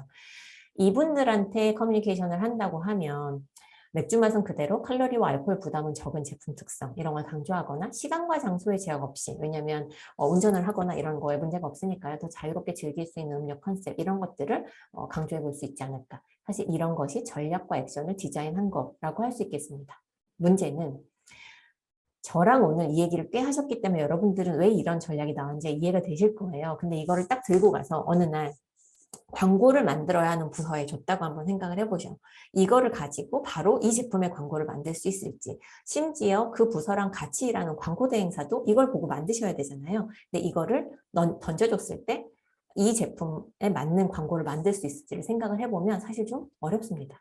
이 제품의 컨셉 광고를 만든 사람은 이것만 가지고 좋은 한줌을 낼 수는 없을 것 같은데 그렇다면 어떻게 하면 그걸 조금 더 도와줄 수 있을까? 또한 세그멘테이션을 하는 분들이 고민을 하셔야 되는 부분입니다. 여기는 근데 툴이 좀 많이 나와 있어요. 세그먼트 프로파일이나 페르소나라고 하는 거는 조직에 세그먼트에 대한 이해와 영감을 주기 위한 수단으로 고안이 된 것입니다. 지금 보여드리는 건 정량조사를 기반으로 한 세그먼트 프로파일이에요. 아까 제가 전체 이제 식음료를 커버하는 세그먼트 예시를 드리면서 이제 미혼 나홀로족 말씀을 좀 드렸는데 최대한 간편하고 맛있게 하지만 가격 부담 없이 먹고 싶은 게 이들의 코어 니즈라서 이렇게 요약을 달았고 그 아래는 연령대가 어떻고 성별 비중은 어떻고 1인 가구나 세미 1인 가구이면서 뭐 직장인이나 학생이고 가구 소득이 어느 정도라든지 이 사람들의 데모그래픽 특성이나 그다음에 얼마나 요리를 직접 하는지 그다음에 요리를 한다 그러면 사실 45%가 술안주를 마련하는 미혼 나홀로족은 당시에는 그렇더라고요. 이런 세그먼트 특성. 그다음에 대략적으로 어떤 것들을 선호하는 태도를 가지고 있는지 당연히 가격 민감도는 높을 거고요. 오모바일로 구매 많이 하고 반조리 식품 같은 거 많이 먹고 이렇다라는 걸 요약을 한 거고 밑에는 이 세그먼트의 특성을 보여주는 가장 중요한 정량적인 결과들을 요약을 한 겁니다. 그래서 1개월간 식료품은 어디서 구매했고 간편식은 어떤 거를 구매해봤고 그 다음에 실제로 끼니를 먹는 것 중에서 몇 퍼센트나 집에서 요리해서 먹고 몇 퍼센트나 간편식을 이용하는지와 같은 것들을 한 장표에 요약을 해놓은 거라고 할 수 있겠습니다. 이쪽은 사실 가전 예시인데 거의 비슷하다고 할 수 있어요. 이런 장표를 만드는 이유는 뭐냐면 이 세그먼트 하나를 설명하는 중요한 데이터, 특징들을 다 한 곳에 정보를 모아놔서 누구든 이거 하나만 보면 아 이런 세그먼트구나 라고 느낄 수 있도록 하는 그런 목적이라고 할 수 있겠습니다. 요즘은 정성조사 기반으로 이제 페르소나를 많이 만드시니까 사실 세그먼트 프로파일, 페르소나 저는 같은 단어라고 생각을 하는데 조금 더 정성적인 정보를 가지고 만드실 때는 그리고 요즘 이제 시대가 좀 변했기 때문에 좀 더 예쁜 템플릿을 많이 쓰시고 요거는 저도 그냥 구글링 해봤더니 쉽게 이런 예시들을 볼 수가 있더라고요. 꽤 공통점들이 있는데 아까 제가 말씀드렸던 데모그래픽 특성 같은 것들이 여기 이제 뭐 바이오나 이렇게 요약이 되어 있고요. 이들의 코어 니즈가 뭔지 근데 현재 지금 이용하고 있는 솔루션에서 느끼고 있는 불만족감, frustration 이런 것들이 뭔지가 이제 좀 정의가 되어 있고 그 다음에 시간이 더 있다면 뭐 하고 싶은지 이런 것들이 좀 요약이 돼 있죠. 이거는 조금 더 태스크 스페시픽한 그런 그 페르소나의 예시인데요. 이 사람이 어떤 특정한 태스크를 할 때 하고 싶은 달성하고 싶은 골이 뭔지가 나와 있고 대략 어떤 식으로 어떤 서비스를 이용하고 있고 어떤 툴들을 현재 이용하고 있는지가 요약이 되어 있는 거라고 할 수 있겠습니다. 다시 말씀드리지만 사실 세그먼트 프로파일 또는 페르소나는 조직의 이해와 영감을 주는 수단이에요. 그래서 최대한 이 세그먼트를 잘 설명할 수 있는 정보들이 들어가야 되기도 하지만 그게 너무 재미없고 그냥 숫자만 이렇게 막 덤프해둔 그런 형식이기보다는 더 세그먼트의 특성을 잘 드러내는 방식으로 룩앤필까지 좀 고민이 되는 그런 방식으로 만들어가는 것이 필요합니다. 다른 하나는 세그먼트 타이핑 툴이라는 게 있는데 이것도 굉장히 오래된 예시인데 제가 한번 가져와 봤습니다. 세그멘테이션을 다 하고 난 다음에 이런 5개의 세그먼트가 있어 라고 하고 딱 내밀면요. 이 과정에 참여하지 않았던 분들은 이 세그먼트 하나하나를 다 이해하기가 너무 어렵습니다. 그럴 때 가장 좋은 방법이 뭐냐 하면 이 세그먼트를 만들어내는 데 쓰였던 질문들이 있어요. 그 질문에다가 실제로 부서에서 지금 해당하는 분들이 여기다 응답을 한번 자기를 기준으로 입력을 해보는 거죠. 예를 들어서 여기는 지금 미국에서 했던 거기 때문에 영어로 되어 있는데 나는 새로운 기술이 나오면은 거의 제일 먼저 사보는 사람이야. 제가 얼리 어답터야 라는 문항에 얼마나 동의를 하는지를 1점에서 6점까지 동의도를 입력을 하게 되어 있는 겁니다. 예를 들어서 저는 여기다가 6번 6점이라고 입력을 하고요. 나머지 이런 세그먼트를 구분하는 그런 구분자에 해당하는 문항들에 대해서 저의 응답을 좀 입력을 하면 산식에 의해서 제가 어느 세그먼트에 속하는지가 뿅 나옵니다. 그러면 좀 더 이해하기 쉽죠. 아, 나 5번이구나. 5번 나 같은 사람을 의미하는 거구나. 그리고 옆자리에 계신 분도 이거 해보면 아, 나는 2번 세그먼트야. 그럼 옆에 있는 분 잘 알고 있잖아요. 그럼 아, 맞네. 그래서 이분은 2번 세그먼트구나. 이런 대화를 하면서 이 세그먼트에 대한 이해를 더 깊이 가져갈 수 있는 그런 방식으로 이용을 많이 하고 있습니다. 아까 제가 기존의 회원 데이터에다가 일부 이제 데이터를 붙여가지고 세그멘테이션 하는 예시를 말씀드리면서 추가 데이터를 확보를 한 다음에 그걸 기반으로 세그멘테이션을 해보고 모든 추가 데이터에서 수집했던 그런 필드가 아니라 그 중에 세그먼트를 결정하는 데 가장 중요한 역할을 했던 것들만 골라가지고 기존 회원들한테 추가로 수집하는 방안이 있다고 말씀을 드렸어요. 이 경우도 사실은 제가 설문에서 세그먼트를 구분하기 위해서 물었던 문항은 여기 있는 것보다 훨씬 더 많습니다. 10개보다 훨씬 더 많은데 실제로 이 10개 정도의 그 문항을 가지고 세그먼트를 예측을 하면 정확도가 한 80% 이상 나오기 때문에 이 10개를 이제 세그먼트를 식별할 수 있는 가장 중요한 핵심 문항이다라고 골라서 타이핑 툴을 만든 거라고 생각하시면 됩니다. 그 다음에 중요한 게 이런 거 많이 합니다. 이머전 세션이라고 하는데요. 그 세그먼트 생활에 정말 빠져보는 거예요. 소비자의 그 신발에다가 발을 넣어봐야 이해할 수 있다고 하잖아요. 그래서 우리 타겟 세그먼트가 땡땡 세그먼트다라고 나왔으면 그 세그먼트의 뭐 페르소나 이런 것들을 같이 다 이제 데이터를 보면서 이제 세션을 하고 난 다음에 실제 나가서 그 세그먼트가 되어서 쇼핑을 해보는 거죠. 내가 이 세그먼트라 그러면 이렇게 많은 옵션 중에서 뭘 살까? 가격을 더 중시할까? 품질을 중시할까? 디자인을 중시할까? 이런 생각을 하면서 이 쇼핑 전이를 해보는 것만으로도 세그먼트의 마음을 한번 들여다볼 수 있는 좋은 기회가 됩니다. 또 하나는 이제 여기는 패션 예시라서 제가 이걸 가지고 왔는데 세그먼트의 취향대로 착장해보기. 만약에 간편식이라고 하면 세그먼트 취향대로 한번 간편식을 요리해보기 또 될 수가 있겠죠. 그래서 착장을 실제 해보면서 어떤 스타일을 좋아할지 왜 이렇게 입으려고 할지 혹은 이 사람이 그냥 집 근처 원마일 패션이라고 하죠. 근데 집 근처 편의점 나갈 때랑 혹은 친구 만나러 나갈 때는 어떻게 다르게 착장을 할 것 같은지 이런 것들을 실제로 해보면서 세그먼트에 대해서 더 이해를 하는 그런 목적의 세션을 가져갈 수가 있습니다. 제가 이제 그 단계는 다 말씀을 드렸어요. 딱 마지막 단계 하나만 말씀을 안 드렸는데 실행하고 모니터링 하는 거에 대해서 말씀을 안 드렸는데 그 부분은 사실 장표로 얘기 드릴 건 많이 없어가지고 뒤에 예시로 좀 말씀을 드리도록 하겠습니다. 아까 보셨던 예시 3개를 조금 더 자세히 말씀드릴게요. 첫 번째, 간편식과 밀키트 카테고리를 키우고 싶은 식품사의 예시 아까 말씀드렸었죠. 이때 프레임 오브 레퍼런스는 전국의 2059세 먹고 마시는 모든 소비자를 대상으로 했고 그들이 먹고 마시는 모든 음식과 음료를 대상으로 했습니다.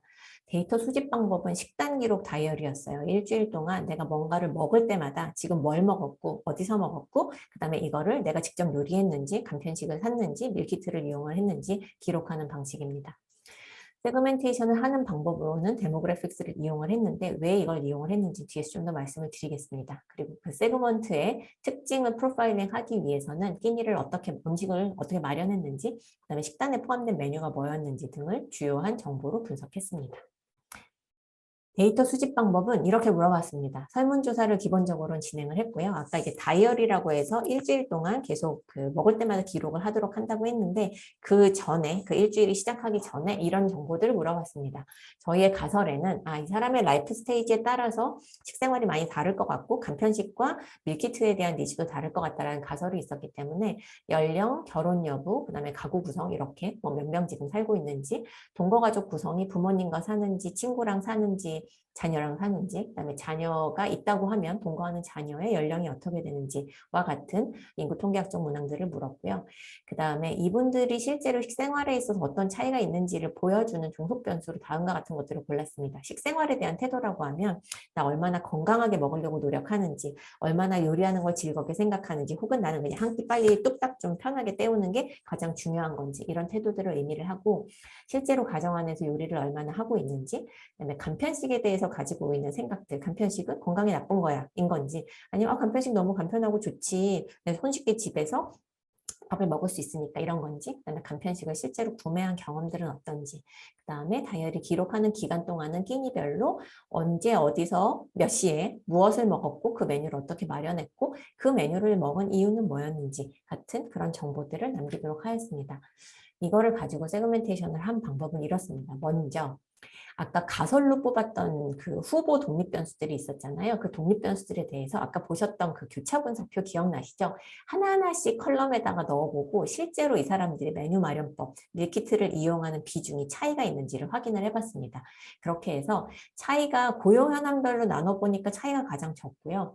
동거 자녀의 연령별로 나눠보니까 가장 차이가 높더라고요. 그래서 가장 변별력이 높은 변수의 순서대로 이렇게 좀 순위화를 했습니다.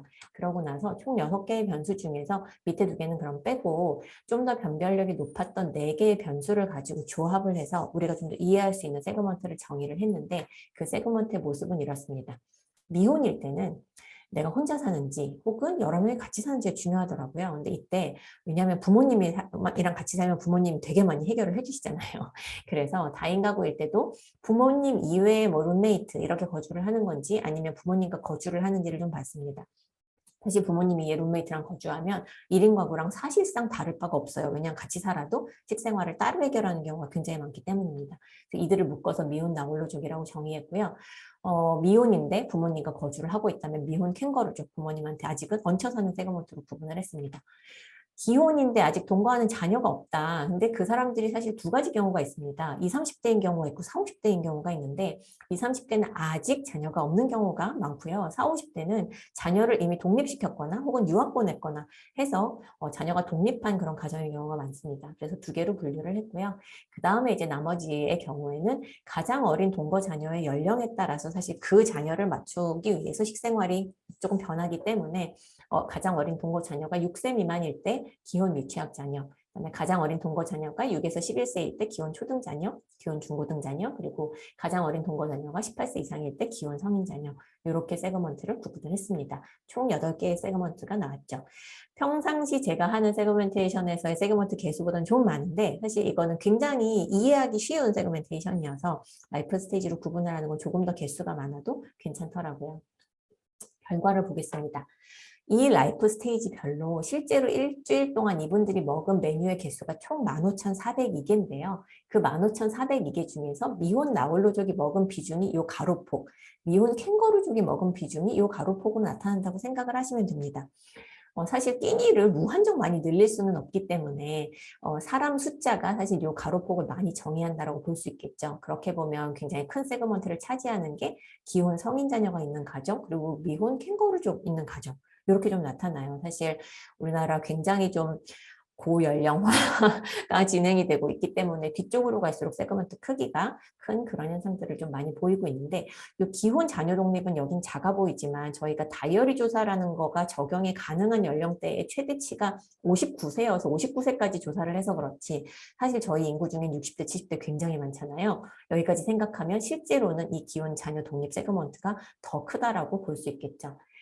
각 세그먼트가 먹고 있는 메뉴의 개수 전체를 100개라고 했을 때 그중에서 조리해서 먹는 비중, 간편식이나 밀키트로 해결하는 비중, 배달이나 포장시키는 거, 외식으로 해결하는 거, 그 외를 한번 나눠봤습니다. 그랬더니 미혼 나홀로족은 내식으로 먹는 비중이 21%밖에 안 되고요. 간편식이나 밀키트로 먹는 비중이 약 4분의 1 정도가 되고 외식을 굉장히 많이 합니다.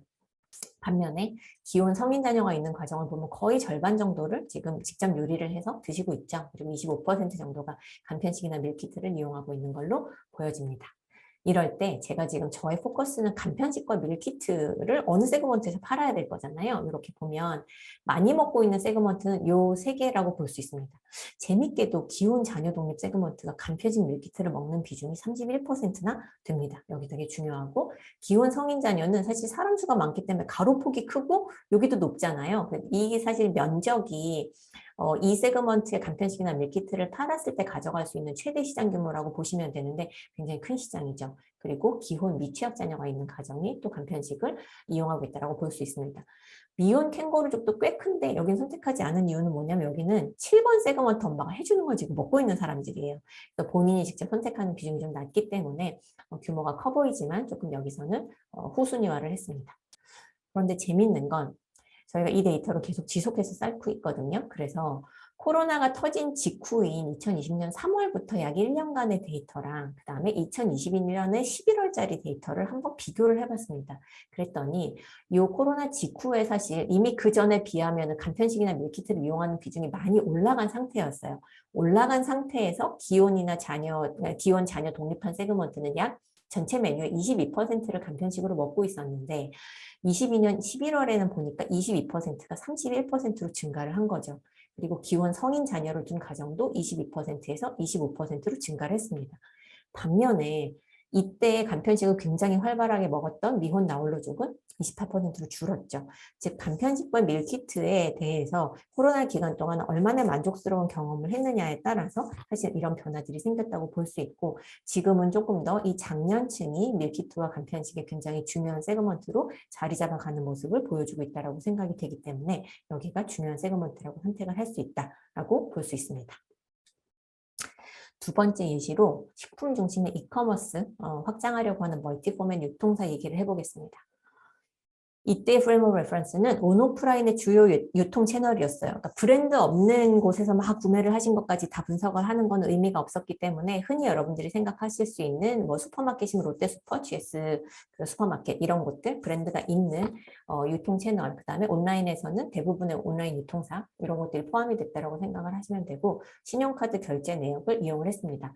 세그멘테이션 방법은 신용카드 결제 내역을 이용해서 신용카드 결제 내역이 비슷한 사람들끼리 묶어내는 군집 분석이라고 하는 방법이 있거든요. 이런 분석 방법을 이용을 했고 신용카드 결제 내역만으로 이 사람들이 어떤 사람들인지가 다 데이터가 나오지 않기 때문에 리타게팅 조사를 해서 신용카드 결제 내역에 데모그래픽을 좀 붙여서 같이 봤던 그런 예시라고 생각을 하시면 되겠습니다. 신용카드 결제 내역을 이용했다고 말씀을 드렸고요. 저희가 분석한 전체 프레임 오브 레퍼런스 안에는 온라인이 한 61% 정도 포함이 됐고 대형마트가 18%, 기업형 슈퍼마켓, 편의점, 창고형 할인 매장, 그 다음에 이제 생활용품점이라고 하면 다이소를 의미합니다. 그 다음에 H&B 스토어는 올리브영을 의미하고요. 로드샵은 뭐지 미샤 같은 그런 화장품 매장들이 있죠. 이 정도가 포함되는 범위로 분석을 진행을 했습니다. 그랬더니 이렇게 8개의 세그먼트가 나왔어요. 근데 사실 제가 8개를 했지만 이 중에서 아마 이 세그먼트는 아마 일반적으로 제가 고객한테 제안을 한다고 하면 버릴 것 같습니다. 왜냐하면 규모가 굉장히 작거든요. 그래서 세그먼트의 주요 특징을 보니까 첫 번째는 일단 편의점만 주구장창 쓰시는 분들이 있는데 누군지 봤더니 남성 20대 대학생 1인 가구고요. 온라인과 편의점만 쓰시는 분들이 있는데 2034 직장인이에요. 이해가 되죠? 온라인에다가 오프라인에 좀 다양하게 슈퍼마켓, 마트, 창고형 다 쓰시는 분들이 있는데 보니까 미취학 자녀가 있는 30대 주부이고 꽤 세그먼트 크기가 큽니다. 이 1%짜리는 오프라인 위주로 이용하는 50대가 그냥 쪼개서 쓰시는 시간도 많고 여러 매장을 가시는 게 괜찮아요. 이런 그 형태를 좀 보이고 있고요. 창고형 할인 매장에서 굉장히 몰빵으로 사시는 분들이 40, 50대 주부들이 많고 대형마트에서 많이 사는 분들은 신선식품을 구매 많이 하는 4인 가구 주부가 많았습니다. 온라인과 대형마트를 비등비등하게 한 50대 50 정도 쓰시는 분들이 있었는데 보니까 미취학 자녀가 있는 워킹맘들이 그렇게 쓰시더라고요. 그리고 온라인에다가 몰빵해서 쓰고 있는 분들이 전체의 45%나 차지를 하는데 여기는 두 개의 세그먼트가 섞여 있는 것이 보였습니다. 영유아가 있는 맞벌이 가구거나 혹은 캥거루 족 20대 또 온라인만 그냥 쓰시더라고요. 이런 사실 행태만 봤을 때 8개의 세그먼트가 나왔는데 이들이 식료품을 구매하는 채널을 한번 좀 물어봤습니다. 그랬더니 식료품 구매는 크게 3가지 형태가 있습니다. 스톡업이라고 해서 일주일에 한 번 그냥 정기적으로 장부하고 채워넣는 그런 형태가 있고 장을 다 봐놨는데 떨어진 거 퇴근하면서 사야 될 때 있죠. 탑업이라고 부릅니다. 그리고 그냥 집 밖에 어디 다니다가 목이 말라서 뭘 하나 사 먹거나 사실 이것도 식료품 구매이기 때문에 아웃 오브 홈 이렇게 구분을 하는데요. 이 3가지로 구분을 했을 때 온라인 채널을 정기적인 장보기 채널로 이용하는 거는 이 2개의 세그먼트입니다. 아까 15%를 차지하는 미취학 자녀가 있는 30대 주부 그리고 45%를 차지하는 정말 온라인에서 몰빵으로 다 사고 있는 사람들 이 두 세그먼트가 제가 온라인에서 식료품 위주로 이커머스를 더 확장을 하려고 하면 중요한 세그먼트다라는 거를 아실 수가 있을 거예요. 근데 이들이 그러면 온라인에서 식료품을 구매할 때 뭘 원하는지를 한번 봤습니다. 이 2개 세그먼트만 집중적으로 얘기를 해볼게요. 두 세그먼트의 특징은 온라인에서 식료품을 구매하는 빈도가 월 평균 4.2에 4.3회로 다른 세그먼트보다 높습니다. 이 첫 번째 세그먼트는 지금 어디서 사고 있냐면 쿠팡과 GS 프레시를 이용하고 있어요. 사실은 여기 슈퍼마켓 이런 거 오프라인에도 가신다고 했잖아요. 오프라인 GS 슈퍼마켓 가시는 분이 온라인에서 살 때도 GS 프레시를 하는 경우들이 있는 걸로 보입니다. 반면에 오른쪽에 온라인 위주로 사시는 분들은 쿠팡 11번가 이거 좀 예전 데이터이기 때문에 팀원 컬리 이런 데에서 좀 하고 계시더라고요.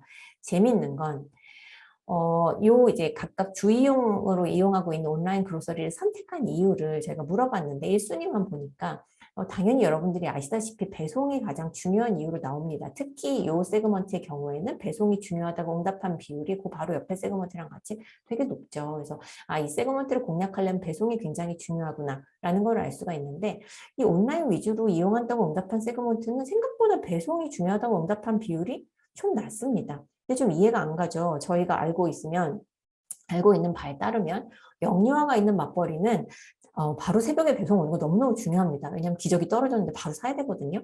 근데 왜 배송 편의성이 낮게 나왔을까? 대신 신선도와 품질에 대한 건 좀 높게 나왔는데 이건 이해가 가죠. 왜냐하면 거의 대부분의 품목을 그냥 온라인에서 사고 있기 때문에 신선도가 아마 중요할 겁니다. 이 경우에 저희의 결론은 뭐였냐면 세그멘테이션 자체를 행태로만 했더니 생기는 한계가 여기 있는 거죠. 행태가 같은데 사실 영유아가 있는 맞벌이랑 캥거루족 20대는 굉장히 니즈가 다르죠. 그래서 사실 이 45%에 해당하는 이 세그먼트는 2개의 섭 세그먼트로 쪼개는 것이 맞다는 결론에 이르렀습니다. 마지막으로 아까 보셨던 맥주 예시를 좀 말씀을 드리겠습니다. 맥주를 마시는 사람들의 행태가 디지털에 남지는 않기 때문에 월 1회 이상 맥주를 음용하시는 분들에 대한 소비자 조사를 진행을 했고요. 그분들이 맥주를 마시는 모든 상황을 프레임 오브 레퍼런스로 정의를 했습니다. 그리고 세그멘테이션 방법은 니즈 기반 세그먼트를 했어요. 왜냐하면 사실 맥주라는 세그먼트가 아직까지도 한국에 맥주 맛을 굉장히 명확하게 구분을 할 수 있는 소비자들의 비중이 생각보다 높지가 않습니다.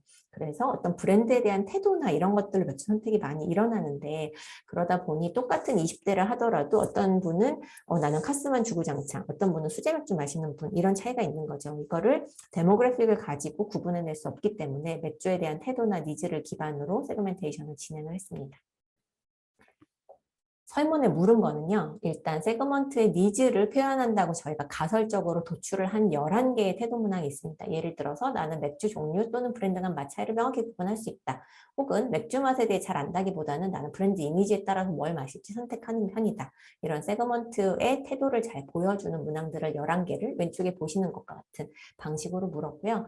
그 다음에 이 세그먼트의 특성을 좀 보여줄 수 있는 종속 변수로 선호하는 브랜드, 그래서 정말 맥주 맛 나는 따지고 먹는다고 했는데 정말 맛이 중요한 브랜드를 좋아하는지 봐야겠죠. 선호하는 브랜드, 그다음에 맥주를 얼마나 자주 마시고 주로 마시는 상황은 뭔지를 물었고, 그다음에 같은 사람도 상황별로 선택이 달라질 거라는 가설을 가지고 있었기 때문에 응용하는 상황별로 얼마나 자주 먹고 누구랑 먹고 어디서 먹고, 왜냐면 식당에서 먹는 거랑 제가 집에서 먹는 게 다르니까요. 같이 먹은 음식이 뭐고 선택한 맥주 브랜드는 뭐고 그 브랜드를 선택한 이유, 즉 키바잉 팩터가 뭐였는지 이런 것들을 질문을 했습니다. 질문을 다 하고 저희가 분석을 한 결과가 이렇게 나왔는데 아까 말씀을 드렸어요. 사실 태도, 아까 11개의 태도 문항을 가지고 비슷한 성격의 사람들을 구분을 해내니까 이렇게 5개의 그룹이 나왔습니다. 여기는 제가 일부러 시각화하려고 폭이 좀 넓은 거랑 폭이 좀 좁은 거를 표시를 했는데 폭이 좁은 거는 그 세그먼트의 크기가 작음을 의미합니다. 전체 이용자 중에서 이미지 기반으로 맥주를 선택하는 이미지 팔로워는 11%를 차지하는 반면에 난 그냥 싼 맥주면 되지라고 하는 매스 드링커가 30%를 차지를 하거든요. 그래서 이 세그먼트가 태도 기반으로 먼저 나왔고요. 아까 말씀드린 것처럼 어떤 맥주를 선호하십니까? 라고 물어봤더니 그때그때 달라요. 상황에 따라 다르죠. 누구랑 마시는지에 따라 다르죠. 라고 응답을 하셨기 때문에 그 이용 상황을 5가지로 나눠봤습니다. 데이트 같은 특별한 상황, 그 다음에 퇴근하고 이제 릴렉스 하면서 마시는 거, 그 다음에 모임에서, 요거는 음식 먹으면서 같이 먹는 거, 그 다음에 회식이라고 하는 상황을 이제 나열을 해봤고요. 순서가 의미가 있습니다. 밑으로 내려갈수록 어떻게 보면 있는 거 먹죠. 거기 있는 거 먹죠라고 하는 상황이고 위로 올라갈수록 특별한 상황이기 때문에 일부러 다 브랜드 알아보고 선택해서 먹는 그런 상황이라고 할 수 있고 이 세그먼트가 배열된 순서도 왼쪽으로 갈수록 연령대가 좀 더 낮으면서 맛이나 브랜드에 대해서 더 민감하게 생각하고 선택하고 오른쪽으로 갈수록 있는 거 먹죠. 혹은 싼 거 먹죠. 라고 하는 세그먼트라고 생각을 하시면 되는데 그러면 5개 곱하기 5개니까 총 25개의 세부시장이 나올 거잖아요. 근데 25개의 세분시장을 저희가 다 이해할 수 없기 때문에 그 세분시장을 다시 한번 유사도를 가지고 묶었습니다. 그랬을 때 이 정도 시장이 구분이 돼요. 그리고 각 세분시장 안에서 프리미엄 브랜드를 현재 먹고 있는 비중을 한번 그려봤더니 특별한 상황에서는 한 60%가 프리미엄 브랜드, 수제 맥주거나 수입 브랜드들을 선택을 하고 있고 이 릴렉세이션 상황에서 이 2개의 세그먼트는 약 33%가 그리고 이 밑에 맥주의 미식가들은 그냥 일반적으로 모임을 하거나 음식과 같이 먹을 때도 38% 정도가 프리미엄 브랜드를 현재 선택을 하고 있다는 것을 볼 수가 있고요. 결국 제가 프리미엄 브랜드를 출시한다고 하면 이 3개의 세분 시장이 좀 더 우선순위가 되어야 되겠다라는 것을 알 수가 있습니다. 앞에 인덜전스 요 시장이 가장 컸는데 사이즈가 컸잖아요. 일본의 사례를 보면 사실 산토리 프리미엄 모츠가 이런 프리미엄 브랜드 인덜전스라는 컨셉을 가지고 계속 제품도 확장하면서 만들어가고 있는데 그런 기회가 있을 수 있겠구나라는 생각을 해볼 수 있는 그런 근거 데이터라고 할 수 있겠습니다. 자, 이제 마무리. 제가 시간을 앞에는 맞췄다고 생각했는데 뒤에 조금 말씀드린 시간보다 조금 더 늦었습니다. 오늘 기억하셨으면 좋겠는 거 5개만 요약을 해봤는데요. 말씀드린 것처럼 세그멘테이션은 분석에서 끝나는 게 아니라 전략과 액션을 디자인하는 것까지가 세그멘테이션이라고 생각을 해주셔야 됩니다. 전략과 액션이 세그멘테이션 기반으로 일어나야 되기 때문에 문제를 정의하는 단계부터 의사결정자가 참여하는 것이 굉장히 중요하고 결과가 나온 다음에 그걸 실제로 실행해야 되는 분들이 이해하고 영감을 얻을 수 있도록 도와드리는 것 또한 중요합니다. 그리고 세그멘테이션 방법론은 정말 많은데 제가 오늘 분석 방법론에 대한 이야기를 하지 않은 이유는 각각의 방법론에 대한 이해보다는 지금 우리의 상황에서는 어떤 방향의 더 중점을 둬서 결정을 해야 되지 이걸 생각하시는 게 더 중요하다고 생각했기 때문이에요. 내 카테고리가 얼마나 감성적인 특성이 중요한지 혹은 우리가 경쟁 우위가 있는지 혹은 도입기인지 성숙기인지 그다음에 우리 브랜드의 특성이 어떤지 그다음에 세그멘테이션 목적이 제품을 지금 개선하려고 하는 건지 아니면 판매 채널을 확장하려고 하는지에 따라서 적합한 방법을 선택할 수 있다는 것을 알아주시면 좋겠습니다. 그리고 아까 말씀드렸듯이 어떤 데이터로도 세그멘테이션 할 수 있는데 2가지 이상의 데이터를 결합해서 활용하는 방안도 적극적으로 고려하시면 좋겠고요. 세그먼트 사이즈 반드시 계산하실 수 있는 방법이 있습니다. 그래서 세그먼트의 크기를 계산하고 그 세그먼트를 공략했을 때 취할 수 있는 기회의 크기를 정량화하신다고 하면 여러분들이 이걸 바탕으로 하고자 하는 전략적인 제안을 더 단단하게 서포트를 해줄 수 있을 걸로 생각이 됩니다.